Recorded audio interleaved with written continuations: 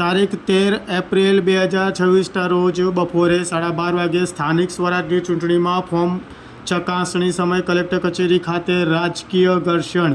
Mehsana collector કચેરી ખાતે સ્થાનિક સ્વરાજની ચૂંટણીને લઈને ગણતરીના સમય હવે બાકી રહ્યા છે. તેવામાં સ્થાનિક રાજકારણમાં ગરમીનો પારો ઉંચકાયો. મહેસાણા કલેક્ટર કચેરી ખાતે સ્થાનિક સ્વરાજની ચૂંટણીમાં ઉમેદવારો દ્વારા ફોર્મ ચકાસણી સમયે મહેસાણાના ધારાસભ્ય મુકેશભાઈ પટેલ અને આમ આદમી પાર્ટીના જિલ્લા પ્રમુખ જયદેવસિંહ ચાવડા તથા વોર્ડ નંબર 7ના ઉમેદવાર ગાયત્રીબા ઝાલા દ્વારા ઘર્ષણ સર્જાયું હતું. મહેસાણા મહાનગરપાલિકા વોર્ડ નંબર 7ના આમ આદમી પાર્ટીના ઉમેદવાર ગાયત્રીબા ઝાલા દ્વારા ચૂંટણી પંચની કામગીરી પર ઉઠાવ્યા સવાલો. આપનું નામ જણાવજો અને શું સમસ્યા હતી? મારું નામ ઝાલા ગાયત્રીબા છે અને મેં વોર્ડ નંબર 7માંથી ઉમેદવારી નોંધાયેલી છે.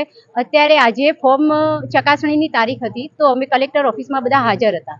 તો અમારા વોર્ડ નંબર 8ના ઉમેદવારના ટેકેદારને તાનાશાહીથી ભાજપના કાર્યકરો દ્વારા એમને ઉપાડી જવામાં આવ્યા અને અચાનક જ એમને ત્યાં હાજર કરવામાં આવ્યા. તો અમારી નજર આવતા અમે એ લોકોને મહેશભાઈને બહાર લાવવામાં આવ્યા અને અમને એમને કહેવામાં આવ્યું કે મને જબરજસ્તી ઉપાડી ગયા હતા.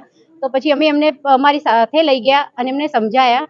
તો એમણે કીધું કે મને ભાજપના કાર્યકરો દ્વારા મેન્ટલી ટોર્ચર કરવામાં આવ્યું છે.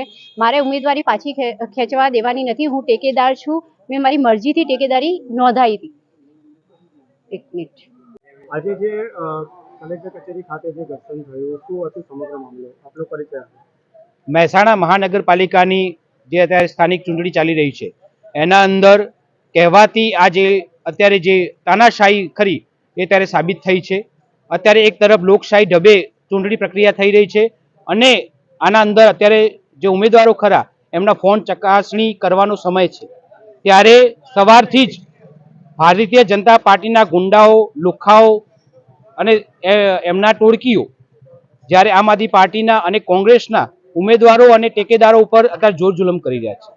અત્યારે જોઈએ તો વોર્ડ નંબર 8ના કોંગ્રેસના ઉમેદવારના ટેકેદાર તેમજ આમ આદમી પાર્ટીના વોર્ડ નંબર 8ના ઉમેદવારના ટેકેદાર આ બંનેને અત્યારે ભાજપના ગુંડાઓ, લુખ્ખાઓ એમની જોર જબરથી એમને ડિટેન કરી દીધા, એમને લઈ ગયા અને અત્યારે કલેક્ટર ઓફિસમાં રજૂ કરવામાં આવ્યા.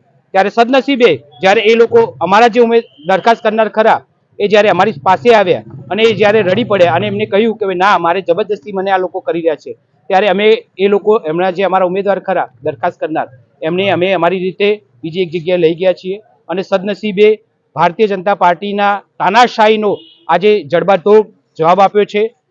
દુર્ભાગ્ય રીતે કોંગ્રેસના જે ઉમેદવાર ખરા એમનું ઉમેદવાર પત્ર રદ થઈ ગયું, પરંતુ આમ આદમી પાર્ટીના ઉમેદવાર ખરા અમારા જયેશભાઈ પટેલ વોર્ડ નંબર 8ના એમનું ઉમેદવારી પત્ર એ મંજૂર થઈ ગયું છે.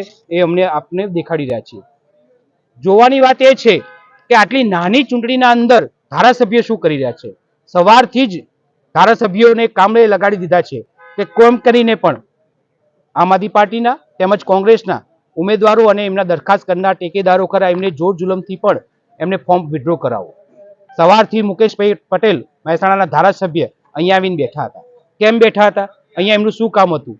આ બધા પ્રશ્નો એટલા બધા પેચિંદા છે અને આમ આદમી પાર્ટીએ જ્યારે વિરોધ કર્યો ત્યારે શરમના મારે મુકેશભાઈ પટેલ ધારાસભ્યને ઓફિસ ખાલી કરીને જતું રહેવું પડ્યું. તો આટલી બધી શાના માટે થઈ રહ્યું છે? આ તાનાશાહી શાના માટે થઈ રહી છે? ભારતીય જનતા પાર્ટી તો એમ કહે છે કે એમના પાસે પેજ પ્રમુખ સુધીની સંગઠન છે, તો આ સંગઠનનો ઉપયોગ કરો. તમે આ ગુંડાગર્દી શાના માટે થઈ રહી છે? અમે તો મુઠ્ઠીભર લોકો છીએ. અમે ભગતસિંહને માનવાવાળા છીએ. અમે કોઈ જગ્યાએ ડરીશું નહીં, ધમકાવીશું નહીં અને આ ચૂંટણી ખરા એ સમાનભેર અમે લડીશું અને જીતીને બતાવીશું. જય હિન્દ, જય ભારત, જય જય ગરીબ.